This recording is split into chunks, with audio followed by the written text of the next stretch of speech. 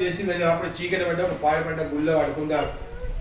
అదే సమయంలో ఇద్దరు దొంగలు రాజుగారి ధనాగారానికి పోయి తాళాలు వలకొట్టి ఆ దొంగలించిన ధనం అంతా కూడా అయితే ఎక్కడ మామలు పడుకున్నారో వాళ్ళ వద్ద వదిలివేసి వాళ్ళు పారిపోయారు. తీరా రాజపల్లి వచ్చి చూసేసరికి దొంగలించిన ధనం అంతా ఎవరి దగ్గర ఉంది?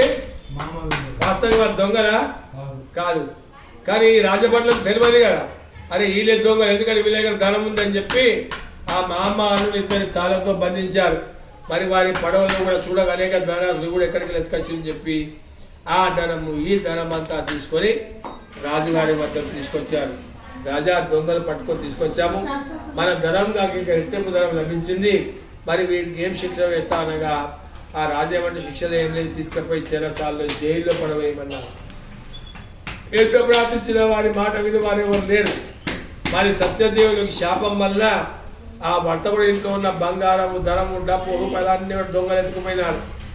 తింటకు తిండి లేక తల్లి బిడ్డ బిచ్చం ఎత్తుకొని జీవిస్తుంది. తల్లి మంచాన పడిపోయింది, రోజు వస్తున్నారు అయిపోయింది. ఇక బిడ్డనే రోజు కళావతి బిచ్చం ఎత్తుకొని వచ్చి రోజు తల్లిని పోషించేది. ఒకనాడు చీకటి పడ్డానికి ఇంటికి వచ్చింది. అప్పుడు తల్లి అడుగుతుంది, అమ్మ రోజు తొందరగా వచ్చేది